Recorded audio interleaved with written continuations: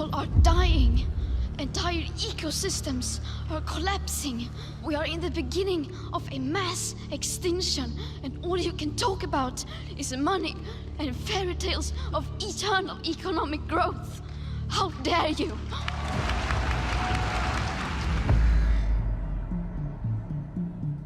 This is the story of how an eccentric environmental scare grew into a powerful global industry. It's a wonderful business opportunity, okay? You want climate, we'll give you climate. There's a huge amount of money involved, and this is a huge, big money scam. There are not just now billions, but there are trillions of dollars at stake. It's a story of self-interest and big government funding.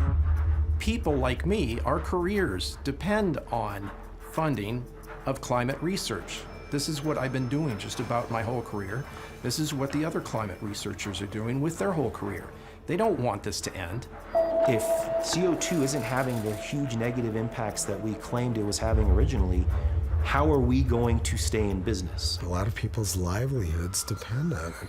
They're not going to give that up. This is a story of the corruption of science. There's no such thing as a climate emergency happening on this planet now. There's no evidence of one. The climate alarm is nonsense, you know, it's a hoax. I've never liked hoax. I think scam is a better word, but I'm willing to live with hoax. It's a story about the bullying and intimidation of anyone who dares to challenge the climate alarm. To speak up against or about climate change in any sort of skeptical way was essentially career suicide.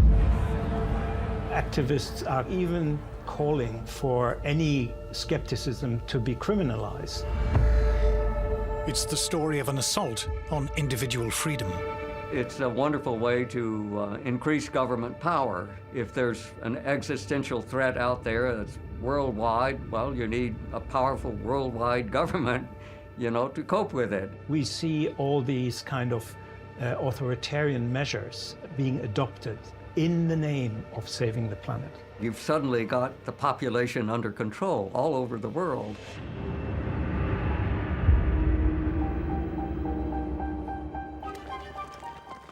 We called it industrial progress. Since the Industrial Revolution, the development of free market capitalist mass production has made ever more goods ever more affordable to ever larger numbers of people. Mass production marched hand in hand with mass consumption. In the modern age, ordinary people enjoy a level of prosperity never before achieved in human history. But all the while, we're told we were destroying the planet. Computers have calculated what is in store for us as we produce and consume ever more. The weather will get worse. The planet will boil. We greedy humans must accept limits on our lifestyle. Consume less, travel less.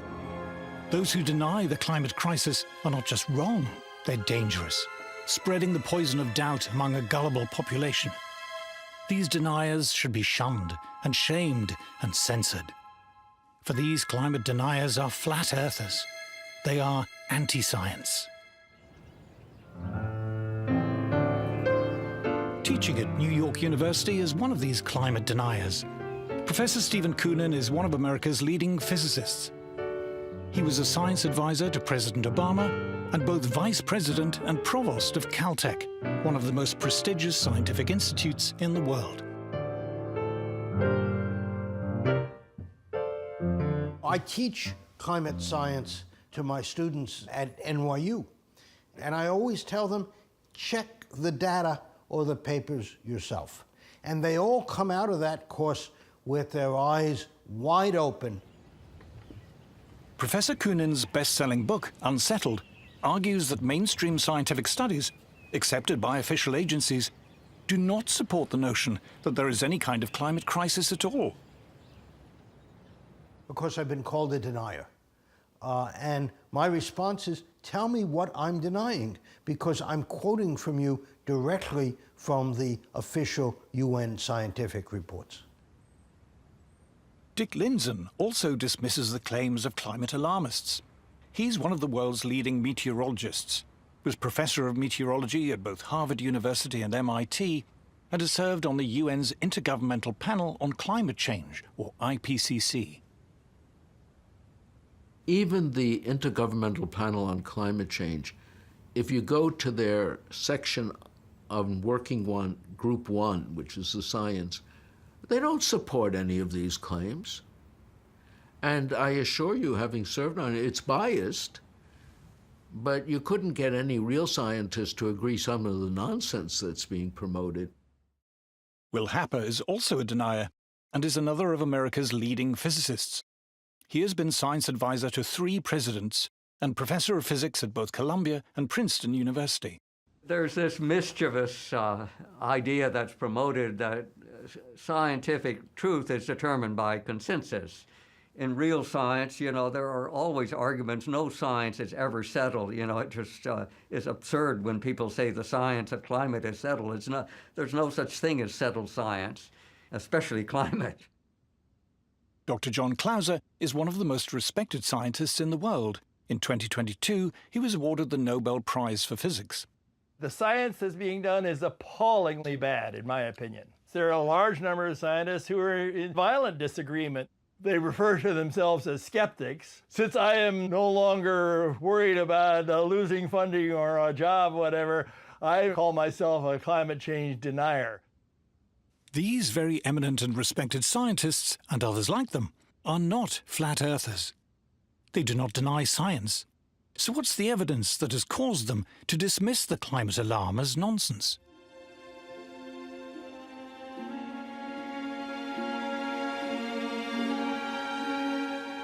We are told that current temperatures are unprecedented and dangerously high. It's possible to check if this is true because we have evidence of Earth's climate history dating back hundreds, thousands, even millions of years. The desert of Judea by the Dead Sea. Professor Nir Shavi from the Raka Institute of Physics has come here looking for clues. Thousands of years ago, this place was underwater, and etched into the rocks are lines which, if you know how to read them, tell the story of Earth's climate history. And here's the climate. We're at the lake bed of what used to be Lake Lisan. It's a lake that existed until the end of the last ice age. Back then, the lake level was maybe 100 meters above where we're located. When we want to reconstruct climates of the past, we have to look for evidence, for clues. And when the lake existed, it had deposits. And by looking at these layers here, we can actually reconstruct how the climate has changed. Warmer water means more life, the accumulation of more shells and bones from sea creatures, and other changes that are reflected in the ancient layers of the lake bed. The lines act as a kind of thermometer, and this is just one way geologists can reconstruct past climate. In other places, we can go to stalagmite caves and see the annual rings that you have in the stalagmites, or we can drill cores from the bottom of the ocean and then look at layers there, or many other places. But here, I think this is one of the nicest places because you can actually see how the climate has changed. So when we look back in time, what do we find?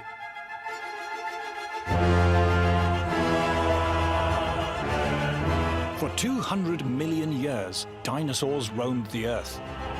An Earth marked by fertile, dense forests, teeming with life. And at no time during those 200 million years were temperatures as cold as they are today. If you go back, let's say, 200 million years, it was maybe 13 degrees warmer than it is now. So, on the geological perspective, this is not at all unprecedented. For the last 500 million years, temperatures have varied greatly. But for almost all that time, the Earth was much, much warmer than today. Compared to the last half billion years, the Earth right now is exceptionally cold. In fact, there are very few times when it's been this cold. We're relatively cold. Maybe not quite the coldest it's been in 500 million years, but pretty close to it. We are in a remarkably cool period if we look over the last 550 million years. In fact, only one other time period in that last 550 million years was the temperature as cool as it is now. The mammals who now inhabit the Earth began to evolve around 60 million years ago, when the world was much warmer than today. If we just look at the last 65 million years, so this is after the dinosaurs go extinct, mammals really start to take over, and our evolutionary ancestors start to live on the land. Any time period within the last 65 million years was warmer than it is essentially today. The Earth's mammals, humans included, appear to thrive when it's warm, warmer than it is now. There's no doubt that warm is better than cold in geological history. We are a tropical species. A human being in the shade, naked, dies at 20 C from hypothermia. We evolved on the equator in Africa, and the only reason we were able to get out of there eventually was fire, shelter, and clothing.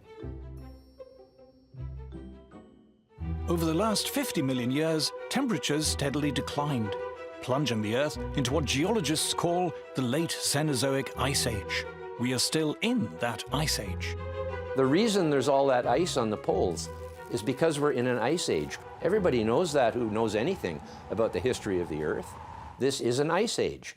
We're at the tail end of a 50 million year cooling period, and they're saying it's too hot. If we zoom in on the past few million years, we see temperatures sinking, and as they do, fluctuating between extremely cold periods and slightly milder periods. The extremely cold periods are called glacial maxima, when the planet is mostly covered in ice, and the slightly less cold are called glacial minima, when there's just ice at the poles. For the past 10,000 years, fortunately, we've been in a slightly less cold glacial minimum, known as the Holocene. With milder weather, humans began to emerge from their caves, and several thousand years ago, we see the rise of the first great civilizations, in a blissful period which, according to many studies, was considerably warmer than today. This is known as the Holocene climate optimum. It was called an optimum because people thought that warmer was better. Since then, temperatures have declined and begun to fluctuate. In Roman times, there was a blissfully warm period, followed by a brutal cold period in the Dark Ages. Then came the balmy medieval warm period, according to many studies as warm or warmer than today, followed by an especially cold period known as the Little Ice Age, possibly the coldest in the last 10,000 years. And here it is, the Roman warm period, the cold Dark Age, the medieval warm period, and then the very cold Little Ice Age, from which, for the past 300 years or so, we've been recovering. The longest instrumental record of temperature in the world comes from central England, and this is what it shows. Since the worst of the Little Ice Age, from 1650, the temperature has risen, gently, by little more than 1 degree Celsius.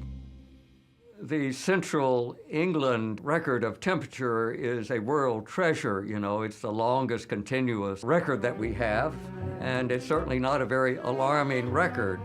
It began in the depths of the Little Ice Age, and so you can see the slight warming that followed the Little Ice Age. And there's certainly nothing very alarming that's happening today at the very end of the record. Most of the warming that we're observing today is the recovery from the Little Ice Age, whatever caused that. Well, you know, we're talking over the entire industrial period of about 1 degree centigrade. To put this 1 degree in perspective, let's look at New York Central Park. Records show that there has been no overall change in temperature here since 1940. But from one year to the next, the average temperature can vary by 3 degrees Celsius, without many New Yorkers even noticing. In fact, between the warmest year in the 1960s and the coolest in 2000, there's a difference of 5 degrees Celsius. The average temperature on this day in this year might be 5 degrees different from the average temperature a year ago or 2 years. You know, when I hear people pontificating about 1.5 degrees leading to the end of civilization, I think, what have they been smoking? You know, are you crazy? Right? So. According to thermometer readings since 1880, there's been a very mild increase in temperature. Only by stretching the y-axis on this graph is the increase noticeable. This is the rising line used by official agencies as proof of global warming. But is it accurate? Professor Ross McKittrick is an expert in statistical analysis at Guelph University. He noticed something odd about modern thermometer records. Thermometers, even in the same region, give out very different readings, depending on where they're located. I was interested in the question of how do you explain the spatial pattern of warming? So some places warm a lot, some places don't warm much. And it turns out it's highly correlated with the spatial pattern of economic activity. Where there are more people and there is more human activity, there's more heat. This is known as the urban heat island effect. Urban heat island effect is essentially London, right? You pick London. With buildings, with a lot of activities, tends to be a few degrees. I mean, we're talking now Celsius, right? Even 4 or 5 degrees Celsius warmer than outskirts. This is a phenomenon of urbanization. These days, the obvious effect is actually concrete retaining heat. This can be illustrated with a satellite heat map of Paris. The center of Paris can be as much as 5 degrees Celsius warmer than the surrounding countryside. Paris, London, Beijing, Shanghai, you name it, New Delhi, all of them absolutely demonstrated the effects.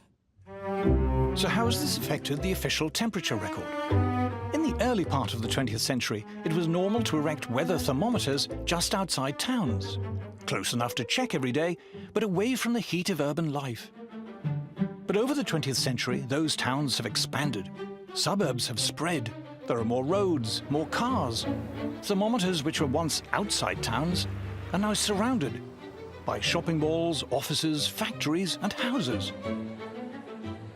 These towns and all the locations where thermometers are located, on average, they've all grown in population, let's say since 1880. You've got buildings growing up around the thermometers, you've got parking lots, so you've got all of these non-climate influences which are affecting the temperatures, which raises questions about the quality of thermometer data for monitoring global warming. To correct for this corruption of the data, an obvious solution is to use only records from rural weather stations, which have been less affected by urban development. This has now been done by a team led by Dr. Willie Soon. We combine all the best rural stations, anything that we can correct for, we correct for, and we show if you just don't use this data set and use only rural, you get a very different kind of picture. According to rural temperature records, temperatures rose from the 1880s but peaked in the 1940s. Then there was a marked cooling until the 1970s. After that, temperatures recover, but are still today barely higher than they were in the 1940s. What we see is that basically you have a warming from the 50s or so to 1930s and 40s and started to warm and then cool in a substantial way to the 70s, about 76 or so.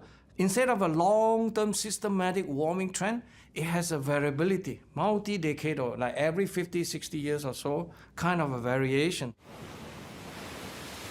It's not just rural thermometers that show little warming.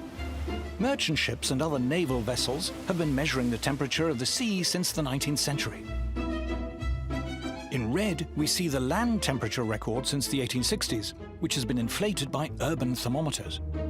But in blue is the ocean temperature record. From around 1900, the two begin to diverge.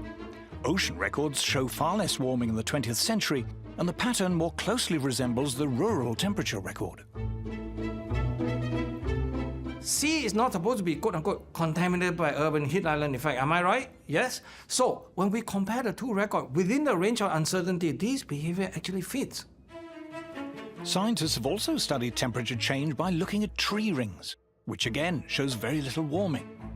There's a gentle rise till the mid-20th century, a cooling to the 1970s, followed by a mild recovery. Once again, it shows temperatures today are barely different to those of the 1930s and 40s, and the pattern closely resembles rural temperatures. Satellites, too, seem to be telling a different story. Our ability to measure global temperature accurately took a leap forward when satellites began to orbit the Earth. One of the scientists who pioneered the use of satellites to measure temperature is Dr. Roy Spencer, who in the 1980s was senior scientist for climate at NASA's Marshall Space Flight Center. We were discussing over lunch, isn't there some way we can use satellites to monitor global temperatures? Because, as you know, the temperature network of thermometers is pretty skimpy around the world, so it's kind of hard to get a global temperature. Dr. Spencer's development of weather satellites was revolutionary. He and his colleague, Professor John Christie, have been awarded NASA's Medal for Exceptional Scientific Achievement.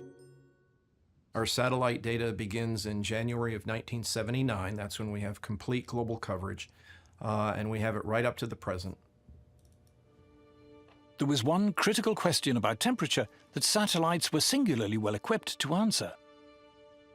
Has there been a spurious warming that has crept into the global temperature record over land that's just a result of an increase in population? And that's something that we've been analyzing and working a lot on lately, and we're finding that, especially in urban areas, it's large. I mean, since 1880, most of the warming, it looks like, is due to the urban heat island effect. We're lucky to have a few independent scientists like John Christie and Roy Spencer with their satellite measurements of temperature. You know, before they started releasing this, ground-based temperature records were going wild. They were going up, you know, like crazy with no bounds. But now they have to contend with the fact that there's this independent and probably better way of measuring the whole globe's temperature, which is not alarming at all.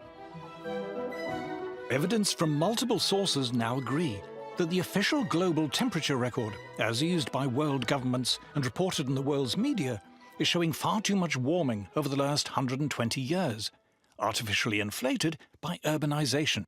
You look at the weather balloon record, the satellite record, the rural record, the ocean record doesn't warm nearly as much as land. All of these indications show that the big warming pulse in the record is the Northern Hemisphere land record. And that's also where most of this data contamination is happening.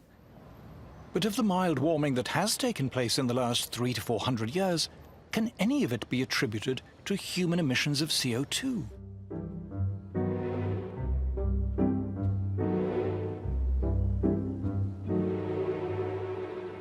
Professor Henrik Svensmark is visiting the Hebrew University of Jerusalem and taking a stroll in the Evolution Garden, dedicated to preserving the oldest surviving plant species on Earth.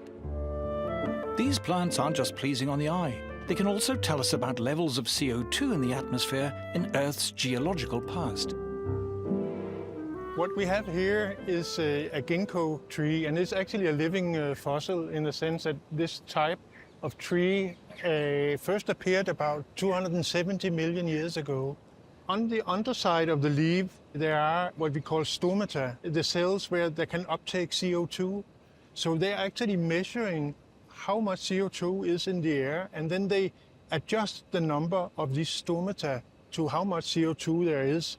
And by looking at fossils and measuring how many there are at a different time, it says something about what was the level of CO2 back in time.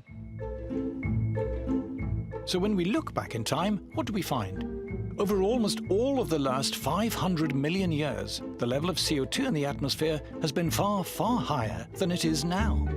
Even with modern industry's contribution to CO2 levels, by geological standards, the level of atmospheric CO2 today is close to being as low as it has ever been. At present, we have about 400 parts per million. 50 million years ago, it might have been 2,000 parts per million. So a much, much higher concentration of CO2. I think current estimates of global CO2 is 423 or so parts per million today. If we look through the Phanerozoic, the last 550 million years, we would see CO2 on the order of 7,000 parts per million. CO2 is plant food, and the result of much higher levels of atmospheric CO2 in the past was a much, much greener world. Periods of elevated CO2 tend to be time periods of a huge biodiversity on the planet. In fact, we're in a CO2 famine if we look over the last 550 million years. At the depths of the most recent glacial maximum, the amount of CO2 in the atmosphere sank so low, all life on Earth came close to extinction. They say CO2 is higher than it's been for 100,000 years, but what they don't tell you in that period they're talking about is that CO2 sank so low that all life on Earth nearly died. 20,000 years ago, CO2 is at the lowest level it has ever been in the history of the Earth, 180 parts per million. If it had gone down another 30 parts per million, we'd all be dead. There is a low point of CO2 where photosynthesis becomes so inefficient that plant life would die. Then everything else starts to perish after that. During the last glacial maximum, there's good evidence that in many parts of the world there was plant starvation from not enough CO2. So we should be very grateful that CO2 levels are beginning to go back up. We're still far from the historical norms, which would be several thousand parts per million. There's not enough fossil fuel to get there, but at least we're making a start. But has the small recent increase in CO2 affected the temperature? We would now show you a picture of CO2, but we can't, because it's invisible. CO2 makes up a tiny fraction of the gases in the atmosphere, just 0.04%.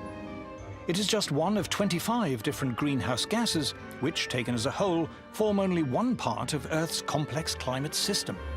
So what evidence is there that this trace gas is having any noticeable impact on the climate? If it were true that higher levels of CO2 caused higher temperatures, we should be able to see that in Earth's climate history. Here, scientists are drilling into ancient ice cores. These cores tell us both about past temperatures and CO2 levels.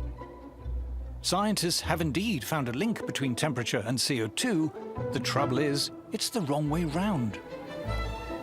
So it's true over the last few million years of the ice age that we're in now that CO2 and temperature are correlated, but if CO2 is the driver, it has to change first, and the temperature has to change second. In fact, when you start to look at the data very specifically, you see the exact reverse. Temperature starts to rise first, and then on the order of a century to a few centuries later, we start to see a rise in CO2. It's long been known that the temperature actually moves first. So temperature goes up, CO2 goes up after that. Temperature goes down, CO2 goes down. Ice ages start when carbon dioxide is at its maximum, and ice ages end when carbon dioxide is at its minimum, which is the exact opposite of what would occur if carbon dioxide was controlling the temperature. The question of whether CO2 drives the climate is easily resolved. You can look back in time over hundreds of millions of years. CO2 levels have changed radically many times. Did this cause temperature change? No, absolutely not. CO2 has never driven temperature changes in the past, never. Nor is it clear in recent times that CO2 is having any effect on temperature. Here we see industrial output of CO2 since 1750. From the mid-19th century to the mid-20th century, there was only a slight increase. It's not until the 1940s that industrial production of CO2 begins to take off. But this doesn't match the temperature record. According to rural thermometers, most of the warming in the past 200 years occurred before the 1940s, and have barely changed since then. One of the embarrassments that IPCC doesn't like to talk about was that the 1930s, when human influences were much smaller, were particularly warm. That's the puzzle, that the first early part where we have such a sharp warming from the 1900s to 1930s and 1940s, CO2 could never cause the temperature rise. But the 1930s and early 40s were so hot is puzzling. More puzzling still is what happened next. By the end of World War II, CO2 was really going up, and yet the temperature was going down. From 40 to 70, while the CO2 continued to rise, this thing started to cool. What happened? Journalists were writing about the coming ice age. It was on the cover of Time magazine. 1970s, the new ice age was the big story. And how about since the 1970s? According to computer climate models, over the past half-century, rising CO2 should have led to this increase in temperature. But according to multiple satellite and balloon measurements, what actually happened was this. Well, what we've found from the satellite data is that the global atmosphere is not warming up as fast as the climate models say it should be. There's a couple dozen climate models now that have been worked on for decades. You know, billions of dollars, tens of billions of dollars have been invested in these climate modeling efforts. And we find that generally speaking, virtually all of the climate models produce too much warming over this period since 1979 up to the present. Now, even if we say the surface thermometers are correct, they still don't produce as much warming as most of the climate models say there should have been, let's say, in the last 50 years. The models, individually and even collectively, when you average over all of them in so-called ensembles, they don't get it right. You can already see that the main supports of the climate alarm movement, which are these enormous computer models, they're clearly wrong. They don't agree with what we observe. You know, they're all running much too hot.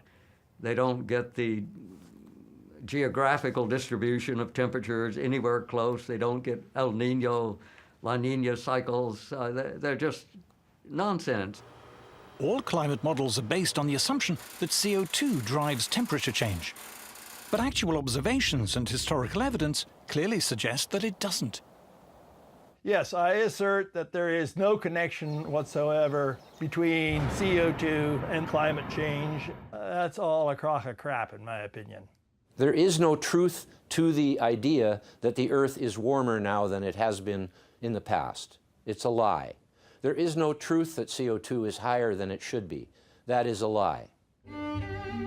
Earth's climate has changed many times over the course of its long history and will continue to change without any help from us. Climate always changes, you know. Who denies climate change? It's always changing.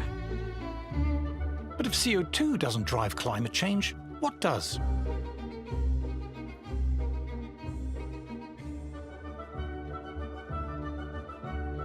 In Earth's atmosphere, there are powerful forces at work, and perhaps the most powerful of all are clouds. CO2 is quite unimportant in controlling the Earth's climate. What is important is clouds. Clouds don't absorb any energy at all. They simply reflect all of the sunlight back out into space. Big, bright, white clouds. If you look at the Earth, you see lots and lots of them, and they vary dramatically from one day to the next.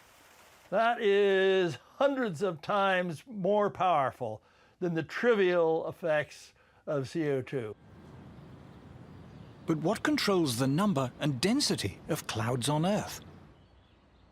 Professor Henrik Svensmark from the Danish National Space Institute is in Jerusalem with the astrophysicist Nir Shaviv. Together, they've been exploring cloud variation and its effect on climate. And strangely, they've found a link between clouds and exploding supernovae far off in our galaxy. When you have big stars, they don't live very long. Relatively only maybe a few million years, up to 40 million years. But they end their life in a huge explosion, which we call the supernova. An exploding supernova sends out vast quantities of debris, tiny charged subatomic particles known as cosmic rays, traveling almost at the speed of light. And as they hit Earth, they develop into seeds which attract water vapor and form clouds. Professor Shaviv noticed that the amount of cloud cover on Earth is related to our journey round the Milky Way. As our solar system orbits the galaxy over millions of years, it passes through the galaxy's spiral arms, dense clusters of stars. As it does, we are exposed to more or less cloud-forming cosmic rays, and this corresponds to historic temperature changes on Earth. The really mind-boggling thing is that using geology, you can reconstruct the climate on Earth over the past billion years, and you can reconstruct our galactic journey, and both tell the same story. But what about temperature change on shorter timescales? The sun, our source of heat and light, a seething mass of gigantic magnetic storms, which vary in strength and number over time, and which affect Earth directly and indirectly. When it is very active, the sun sends giant gusts of solar wind through the solar system. The solar wind warms us indirectly by acting as a barrier, limiting the number of cloud-forming cosmic rays reaching Earth. So from the sun, we have the solar wind. It carries the sun's magnetic field out to a large distance, and it works like a shield against cosmic rays. When the sun is more active, you have a stronger solar wind, you have less cosmic rays reaching the inner solar system and reaching the atmosphere, and the clouds which are then formed are less white. They reflect less of the sunlight, which means that it's going to be warmer here on Earth. Here is a proxy reconstruction of ocean temperatures over thousands of years. And here is one of solar activity over the same period. What is causing the ocean temperature to change is clearly variations in solar activity. Because IPCC is determined to go on a narrative that only CO2 can drive the climate system, they turn off the sun essentially, right? Because the sun is just a background thing for them, that it doesn't do anything. Astrophysicist Willie Soon decided to look again at the rural temperature record for the past 150 years. Then he looked at a record of changes in solar activity over the same period. To Dr. Soon, it was obvious that it was the sun, not CO2, that was driving temperature. As of 2023, IPCC says is that the sun have absolutely zero chance to explain the changes of the climate system on a broad scale, let's say global warming or northern hemisphere. We say no. We can easily demonstrate the sun can explain all of it. There's zero for the CO2, 100% for the sun. How's that?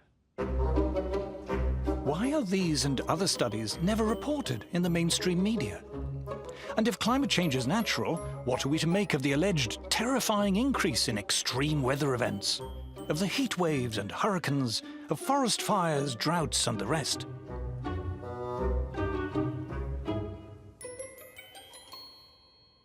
My first instinct as a scientist, and what I teach my students, is, well, let's look at the data. And when you do that, you discover, as you can read in the IPCC reports themselves, that it's pretty hard to find trends in extreme events, much less attribute them to human influences. You've now had decades of putting the idea in people's heads that any time the weather is bad, it's climate change and greenhouse gases. So I think people at this point can't help themselves. If you have a heat wave, immediately everybody's thinking, oh, what have we done to the weather? If somebody says in the news this is the warmest day since 1980 or something, well, you can look up the temperature records and see for yourself whether it was in fact warmer in the 1930s, as it often is. US temperature records are the best in the world. And here is the official US government record of heat waves in the US over the past century. It shows very clearly that the 1930s were far more prone to heat waves than we are today.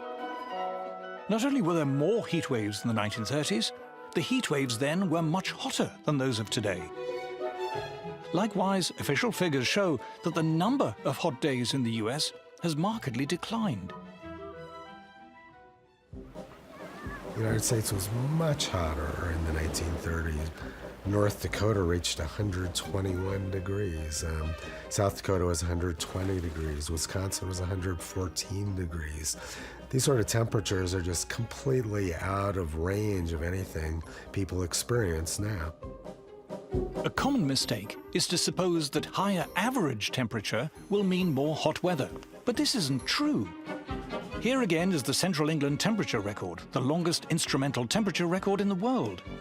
Summer temperatures over the past 300 to 400 years, since the end of the Little Ice Age, have barely changed at all. It is winter temperatures that have been slightly rising. The Earth's climate has not been getting hotter, it's been getting milder. That's certainly being observed all over the world. If you look at temperature records, high temperatures are almost unchanged. But cold temperatures at night or during the winter are going up a little bit. Not very much, but you can measure it. When the average goes up, it's really more due to the coldest temperatures getting warmer. So the temperatures getting milder rather than getting hotter. What about the increasing number of wildfires we're often told about? If you look at the actual number of forest fires from satellite observations, the actual number is going down. Here is an estimate of global wildfires since 1900. It shows a clear decline. And here is a record of areas affected by wildfires in the US. It shows that wildfires were far, far worse in the 1930s. From 1930s and 1920s, when you have data, the thing was huge. 5 to 10 times bigger than the current level. How about hurricanes? The US has by far the best record of hurricane activity in the world. Over the past 120 years, there is no overall change. In fact, the trend is slightly down. When you look at the data for hurricanes, technically tropical cyclones, you see that there is no long-term trend. How about the rest of the world? Here is a chart of global hurricane activity over the past 40 years. Hurricanes have been around forever. You know, we've got good proxy records of hurricanes, and there's been no change in their frequency. Even the IPCC admits that. How about melting ice caps and drought? Here's a satellite record of temperature in Antarctica since the late 1970s. It shows no increase whatsoever. And here is a record of global drought since 1950. There is no observable increase at all. Polar bears are meant to be going extinct, but studies suggest their numbers are growing. The Great Barrier Reef, too, has recently reached record levels. There's no such thing as a climate emergency happening on this planet now. There's no evidence of one. Yeah, the extreme weather event story is just absurd. There's no basis to it at all. It's just based on propaganda. The actual data shows the opposite.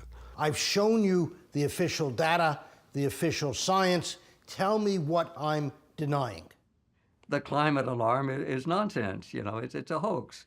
I've never liked hoax. I think scam is a better word, but I'm willing to live with hoax.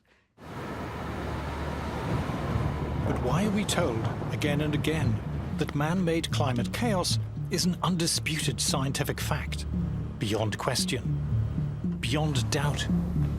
To answer this, we must examine the so-called consensus on climate change. Thank you very much. Until the 1980s, global warming was little more than an eccentric scare story put about by radical environmentalists. But then the cause was picked up by an ambitious young senator, Al Gore, who would soon become vice president. $1 billion a year of public money was made available for research into climate change. This quickly rose to $2 billion. Up to that level. Academic researchers in various disciplines began to apply for this climate funding.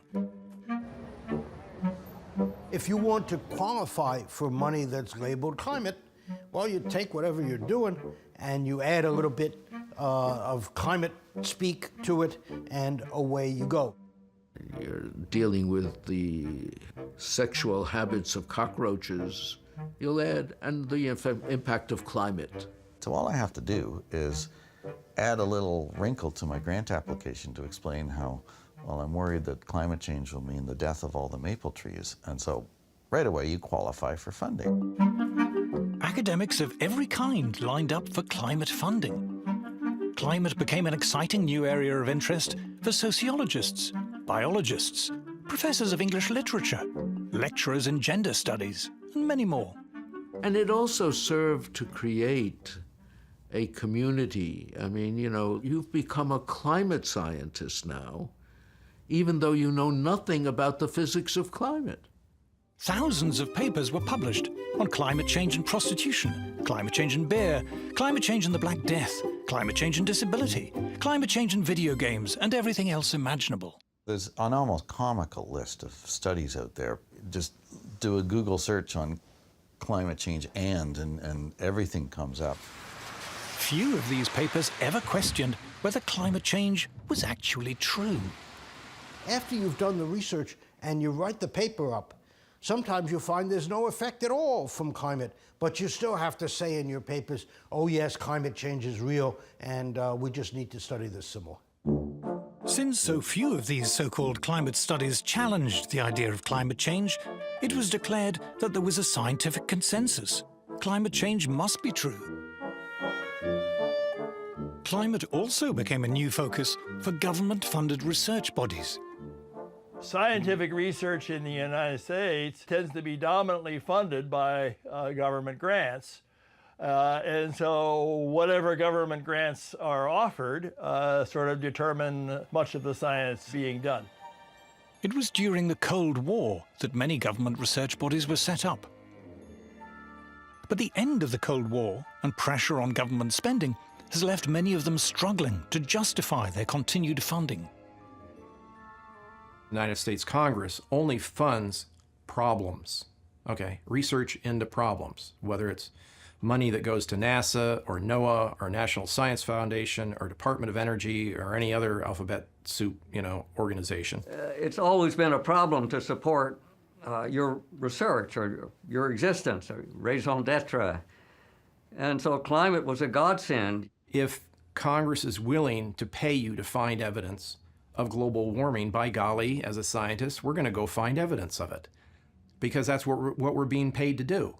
And guess what? If you don't find evidence or say the evidence suggests it's not a problem, your funding ends. This totally corrupts the way we look at the science. Who was the famous gangster asked, "Why do you rob banks?" And he said, "Well, because that's where the money is." The climate alarm brought funds, and the bigger the supposed threat, the more funds seemed to flow. The publicly funded science establishment now had a direct financial interest in playing up the alarm. So there's a huge incentive to over-exaggerate or to speak in hyperbole, even if the data doesn't support exactly what you're saying, because that's what brings the funds. I was in that boat. I was someone that was defending climate change as a grad student quite a bit, because the truth is I didn't give it too much thought, but I thought, well, it's getting a ton of attention. It brings a ton of money into the earth sciences. Even if I don't buy all the hyperbole, what's the problem? By the late 1990s, what had started as an environmental scare story was gaining momentum.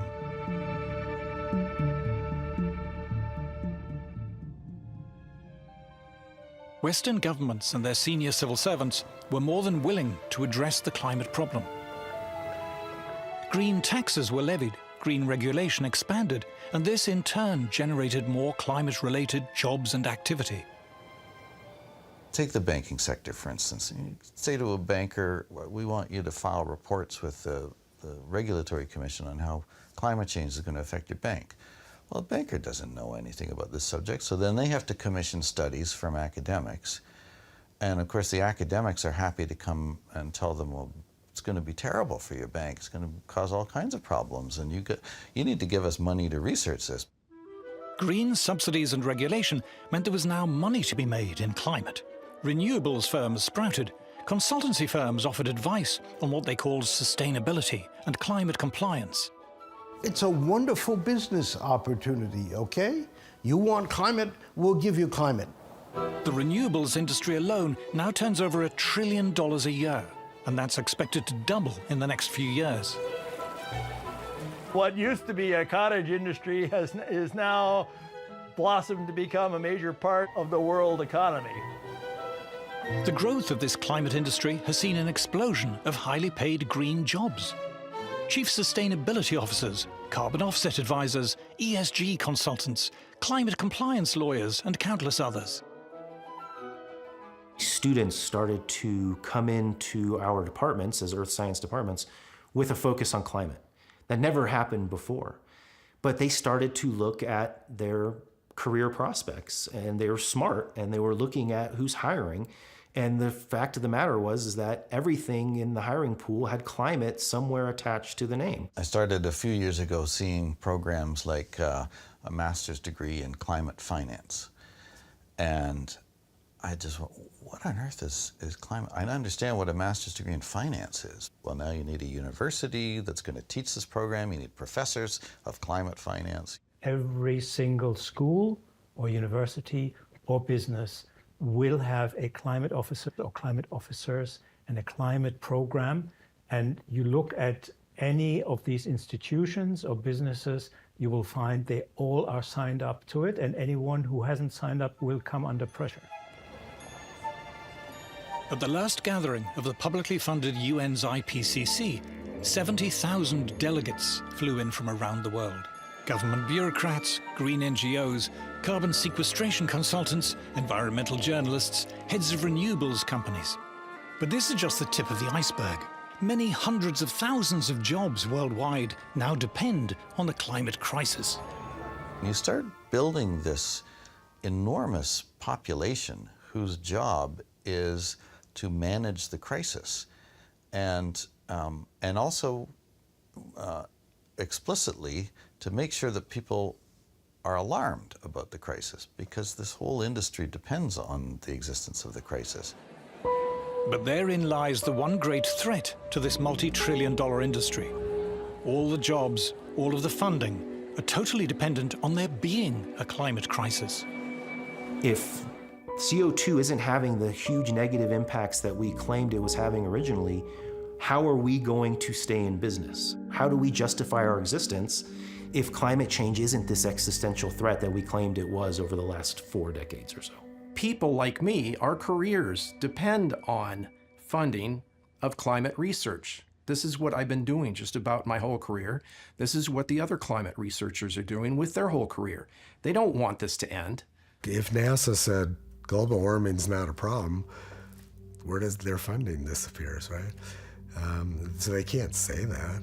I mean, you've got the United Nations Intergovernmental Panel for Climate Change. If they said the climate isn't changing, they'd have no reason to exist. The IPCC has a self-preservation instinct to show that climate change is an existential threat. Otherwise, there's no reason for them to be collecting the money and doing the work in the first place. There are not just now billions, but there are trillions of dollars at stake. There's a huge amount of money involved. This is a huge, big money scam. A lot of people's livelihoods depend on it. They're not going to give that up. If suddenly the notion becomes apparent that this is not such a problem, you're going to see that as an existential threat. Scientists who studied the natural causes of climate change began to be viewed with suspicion, as 2 Harvard astrophysicists discovered. How much does the sun change, and how does it change, and why does it change? And then we didn't even want to get into the temperature record, the climate thing. Immediately they will come after it, because when we started to estimate that the sun changed by quite significantly in terms of climatic sense, immediately the attack is there. Because it's not following the narrative, because they need the CO2 to be the only one, the only dominant player. When you tried to say, well, gee, we're just looking for the background of natural variability, the response would be, we can't have natural changes as an effect. It has to be human-caused. And some of that was directly stated, but most of it was indirect. Your funding for this kind of project will be dropped. This kind of project doesn't go anywhere. By that time, anything that contradicted the narrative of global warming as a serious problem was not going to get funded. Editors of academic journals came under pressure not to accept papers which were deemed to be skeptical of the climate crisis. We will not publish anything that questions this. I mean, it's not something surreptitious. Scientists who dared to point out in public that there was no climate chaos began to be sidelined and shunned. If a scientifically qualified person stands up and says, we don't see an upward trend in the data on Pacific typhoons, well, suddenly they lose standing to address the topic of Pacific typhoons, not because what they said is wrong, but because it's off message. They can marginalize any kind of criticism of the narrative by saying, you're not qualified to talk about this because you don't support the narrative. That is then, and then having marginalized everyone who doesn't support the narrative, they can turn around and say, well, everybody who counts supports the narrative, so we must be right. Environmental journalists ignored skeptics and instead offered headlines to anyone prepared to make the most outrageous claims and predictions about a climate apocalypse. It's gotten to where it has nothing to do with the science anymore. It doesn't matter if your alarmist prediction doesn't come true, you're still going to retain your status as an expert, and the media is still going to come and ask you for your opinion, even though you were crazy wrong about your predictions. But the consensus on climate is not only enforced by those in the climate industry. To explain the broader appeal of the climate alarm, we must look at the politics behind climate.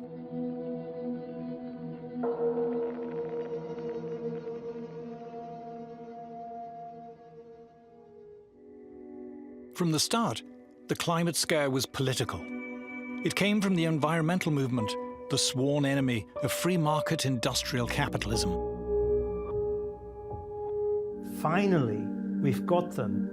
We can claim that it is the free markets who are destroying the planet, and we need big government to save us. The climate problem, it is said, stems from the irresponsible actions of greedy, feckless individuals who have too many babies and drive too much and consume too many products, and of the capitalist corporations who pander to their whims. The solution is for government to have greater power to regulate private companies, but also to guide and reshape the lives and habits of individuals. Policy agenda has sprawled into micromanaging everybody's lives on the most minute detail. What kind of stove you can use, what kind of heater you can have, how much you can set the thermostat out, where you can drive, what kind of car you can't. According to the planners, we're not going to have internal combustion engines an hour from now. All of these things require the government to get involved, right? Because the government has to sort of force changes upon the public. If it was up to the public, we wouldn't be buying electric vehicles because, you know, they're impractical. Support for the climate alarm is now virtually synonymous with disdain for free market capitalism and a yearning for bigger government. It's liberals versus conservatives in the United States. And generally speaking, liberals are worried that we're destroying the planet. And they're also, of course, for big government. And then conservatives are at the other end of the spectrum, where a lot of them don't believe that we're destroying the planet, and they don't want government involved in their personal lives. Paying lip service to the climate alarm has become almost universal among those who depend on government for their livelihoods. This includes those in the publicly funded education, arts and science establishments. Tony Heller recalls his time at Los Alamos Labs. The entire county of Los Alamos was kept going by government money. That we had the highest incomes in the state. So naturally, people who lived in Los Alamos supported big government because that was where their livelihood came from. That was where their good schools came from.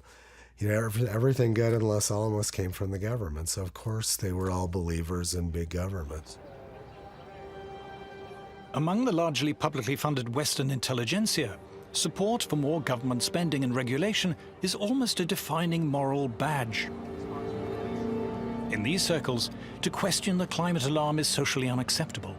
To be a climate skeptic is taboo. Somebody that goes against it, it really does get met with a lot of anger and vitriol, and you know, you're called a denier, a science denier, and a heretic. Your colleagues won't engage with you anymore. You don't get invited to conferences. Your students may desert you. This is all really terrible. Professors Henrik Svensmark and Nir Shaviv describe what happened when they published their results on the climatic effects of solar activity. It was like all hell had broken loose because of this work. I had no idea that things would escalate as they did, and it completely changed my life. Once we said that, people didn't like hearing it, and we became a persona non grata. I mean, I have so many instances of people doing really nasty things. When I applied for a job, a group of scientists write to the university, say they shouldn't hire me. And that's a typical story, unfortunately. If you don't agree with a standard polemic, you become an outcast, you're shunned. as if you have leprosy. For Professor Sally Baliunas, the personal attacks became too much. I retired early. And my family said I should have retired even sooner, years sooner. So they noticed the toll. It took a toll on them and me. Dr. Matthew Wailicki was an assistant professor of geology at the University of Alabama when he decided to speak out about the climate scare. As a result of the backlash, he has decided to leave teaching. To speak up about climate change in any sort of skeptical way was essentially career suicide, absolutely. There was no possible way that I would publish in quite a few of the mainstream journals that I was required to publish in. I essentially isolated myself from many of the funding institutions. This is one of the reasons you can build a consensus in a community, is because anybody who is skeptical of that consensus essentially gets kicked out of the community. Speaking out in scientific ways that go contrary to the consensus, I would say is a career killer for people at the early stage of their careers. If I were 30 years old in a university trying to make a career, I would certainly keep my mouth shut. And in fact, I went to some effort to keep my mouth shut when I was younger. I knew climate was nonsense then, but I was a little bit careful. If a young person is questioning this, they can't put that in a proposal. The proposal will be denied, and they can't effectively publish because the gatekeeper will keep them out. And so it would end their career. You have to go along with the global warming story. If you don't, you're going to get cut off, you're going to lose funding, you're going to get your career ruined, you're going to be trashed by the community, you'll be despised by your coworkers. The so-called consensus on climate has itself become a weapon, a form of bullying, intimidation, and censorship used against those who refuse to conform. It's a tool that people use to bludgeon their opponents and the skeptics and to attack their character. According to its critics, far from being scientific, the militant, intolerant climate consensus represents a devastating assault on free scientific inquiry. I see my job as a scientist as just laying out the facts and letting people decide what they want to do. When you can't talk about the facts, things become corrupt. If you shut the door on ideas, if you say you're not allowed to test it, you're not allowed to have that idea, you've left the realm of science. I don't think climate researchers will ever back down from their claim that increasing CO2 is the control knob on today's climate system. I don't think they will ever back down from that, no matter what the evidence is. It's clear it's now a cult completely divorced from science. But the apparently unstoppable climate scare does not just represent an attack on science.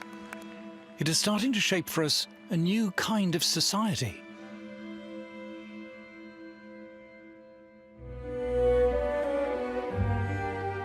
Environmentalists like to pose as anti-establishment, but their demands are well received and piously echoed by King Charles and the Archbishop of Canterbury, the BBC, the UN, the EU, by heads of government, the World Bank and World Economic Forum. In fact, by the entire state-funded ruling establishment. Global warming is like the perfect problem that government can get involved in to grow the influence of government. It's a wonderful way to increase government power. And if there's an existential threat out there that's worldwide, well, you need a powerful worldwide government, to cope with it. If you're a climate activist, you're actually facilitating a huge validation of the government running our lives. Many environmentalists, most environmentalists, all environmentalists who consider themselves to be radical, progressive alternatives are in fact simply reinforcing the mantras and the mainstream arguments of the entire establishment. The demands on the government mean that the government suddenly gains the authority to interfere into every nook and cranny of our lives and how we live. Everything has a climate narrative attached to it. How much you consume, where you spend your money, how much you travel, who you interact with, what types of food you eat, whether you eat meat. Everything has some sort of aspect that can be controlled with a climate lens. Suppose 20 years ago somebody had hatched the idea that I would really like to ban cheap energy. I'd really like to control everybody's appliance purchases. I'd really like to tell everybody where they can go. And basically, I'd like to have dictatorial control over everything. Well, it's not going to fly. No, everybody would think you're a nut and would ignore you. But fast forward 20 years, that's what's happening. The publicly funded establishment in the West is so large and powerful. It is able to impose and enforce the official consensus on climate through its control of schools, universities, government, and much of the media. State broadcasters like the BBC exclude climate skeptics. Broadcasting regulatory bodies forbid private stations from disseminating skeptical views, threatening them with having their broadcasting licenses revoked. What normally happens in an emergency is that all normal forms of openness and democracy have to be suppressed, because how else to deal with an emergency? So we are facing a situation not unlike lockdown, where basically all normal forms of behavior, normal forms of social communication, and normal forms of democracy are essentially ruled out. Activists are even calling for any skepticism to be criminalized. In certain jobs and professions, it is now dangerous to express dissent on climate. It's no surprise that people who are more skeptical will think twice before voicing their concerns, because they might risk their careers, they might risk their business, they might risk being sacked. If you're a professional of any kind in science or law or medicine, if you belong to a professional association or you are in a university, you can be fired for saying what you believe. The consequence is a censorious, authoritarian regime that has to control every move, every word, everything you want to do, because everything you do is a potential risk to the survival of mankind.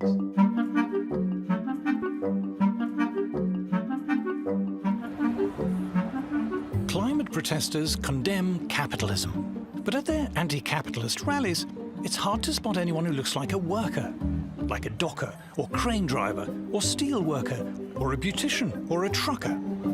The workers, it appears, are totally absent from these rallies, and for very good reason. Today's climate alarmists complain not that capitalism isn't producing enough, but that it's producing too much. The modern capitalist system has led to prosperity. More and more people have more and more things. The modern anti-capitalism of the present time is a critique of capitalism that it gives us too much. They think that the problem with capitalism now is actually that it's giving out too many rewards en masse to ordinary workers. And what they want instead, and this is often very explicit actually, is a much more austere, simple kind of lifestyle in which the mass consumption, the consumption choices of the great bulk of the population are controlled or even prohibited. You have to consume less, you have to holiday less, you have to drive less, you have to eat less, and so on. It seems that what upsets many environmentalists is not the failure, but rather the success of capitalism in producing an abundance of affordable goods for the masses. Ordinary working people, for once, we've arrived at a point in history, in the Western world at least, where mass manufacture has allowed them cheap clothes, cheap food, cheap furniture. Therefore, you get a clash when affluent environmentalists express their disdain for mass consumption. People going on those big, huge cruise ships.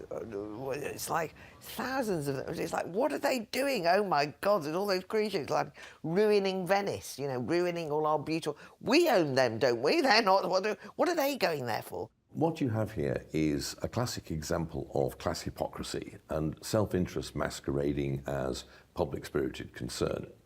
You could take these kind of green socialists much more seriously if they lived off-grid, they cut their own consumption down to the minimum, they never flew. Instead, you get constant talk about how human consumption is destroying the planet, but the people making all this talk show absolutely no signs of reducing their own. What environmentalists call degrowth is being achieved by the trashing of our conventional energy and transport systems, and the forced introduction of expensive and unreliable alternatives. Already this is having the desired effect on industrial manufacturing, which is straining under the burden of punitive green taxes and regulation and higher energy prices. The people behind the climate alarm couldn't give a damn about manufacturing. They have nothing to do with it. They don't know people who work in manufacturing, whose jobs and lives depend on it. They're not excited by industry or industrial progress. They explicitly want to shut it down.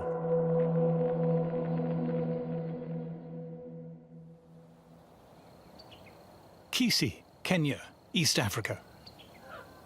According to many leading environmentalists, the world's poorest people should not aspire to the lifestyle of people in the first world. The planet will not cope. Grace Nyakananda is one of the many Africans who do not have electricity or gas to cook with or heat their homes. The resulting indoor smoke from burning wood and dry dung is the deadliest form of pollution in the world. For millions, the cause of lung disease, blindness, and early death. It's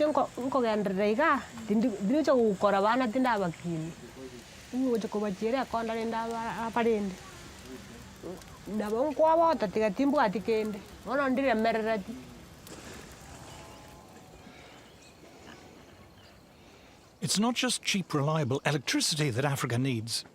Agricultural productivity here is incredibly low.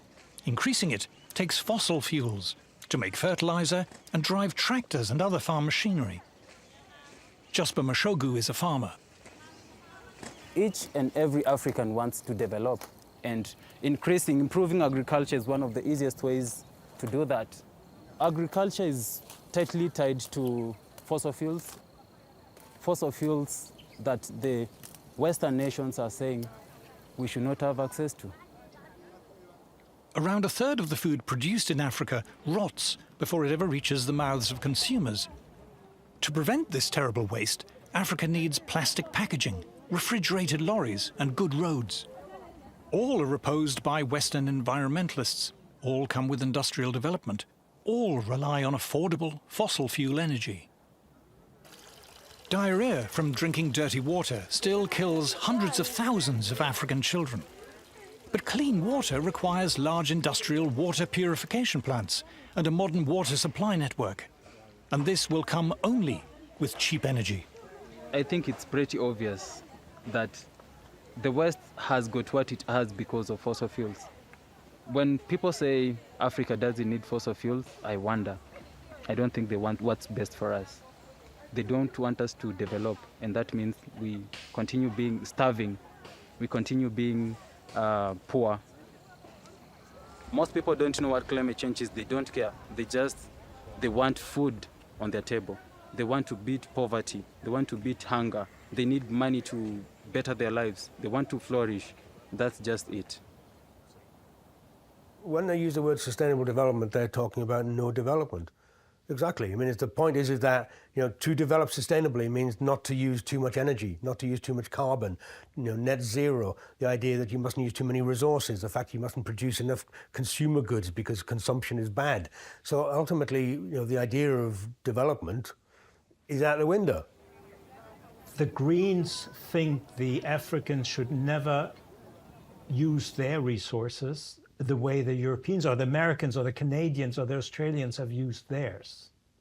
They are also in favor of punitive taxes, border taxes on any African country that wants to export their goods to Europe if they do use their resources. So that sums up the ethical ruthlessness and depravity of the green agenda. But climate alarmists have a problem. Many countries in Africa and across Asia are simply ignoring the environmentalist demands of Western governments and international agencies.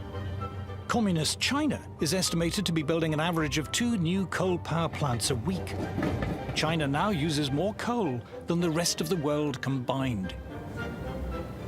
Which is one of the reasons why this whole climate agenda is falling apart, because the rest of the world is not cutting emissions, is not moving to renewables. In the West, too, for many people, climate alarmism is wearing thin. Ordinary people are not stupid. They have seen one ridiculous claim after another fail over and over. What this does is leave people with a profound and justified cynicism about what the scientific establishment says and about what the government says. To fix the climate crisis, we're told, we must give up our cars. We must pay more for fuel, heating, clothes, food, fly less, limit where we go. This attack on mass travel, mass tourism, mass consumption holds little appeal to the masses. People have started to realise it's going to cost them a lot of money to simply live the lives that they weren't leading, that they want to lead. And as soon as that started to happen, I could see people in the United Kingdom who had previously been indifferent to environmentalism suddenly think, how dare they do that, right? How dare they try and take away what we consider to be not luxuries, but necessities. The whole policy of sustainability is about restraint. It's about restriction, it's about doing less. And that, obviously, for most people is anathema to their everyday needs. The fact that there is actually an ideological movement of people who think that cheap mass production of whether it's houses or anything else is a problem. I mean, for God's sake, no wonder people become disdainful of the kind of middle-class outlook of environmentalism. But that is literally what people say. How can we stop people buying cheap things in shops? When climate protesters climbed onto an underground train in London's East End, they were not cheered on by working commuters. They were hurled abuse, pelted, angrily dragged off the train, and received rough treatment on the platform. If you were to go into a pub frequented mainly by what the Americans call blue-collar workers, you will find that being sceptical about climate change policy is not going to get you thrown out. Quite the contrary, somebody will probably buy you a drink. They can tell that behind all the talk about climate emergency, climate crisis, what there actually is an animus and a hostility towards them, their lifestyle, their beliefs, and a desire to change it by force if necessary. Punitive and restrictive policies, carried out both in the name of climate change and COVID, have sparked protests in Britain, Canada, and other Western countries. Anti-establishment politicians and movements are gaining support. What they underestimated was the fury that this would meet with ordinary people who just say, you can't do this, so you suddenly get this new movement. Many working people are not merely sceptical, but positively angry about the climate alarm and all that flows from it. There is a suspicion, or perhaps realization, that climate change is an invented scare, driven by self-interest and snobbery, cynically promoted by a parasitic, publicly funded establishment hungry for ever more money and power. An assault on the freedom and prosperity of the rest of us.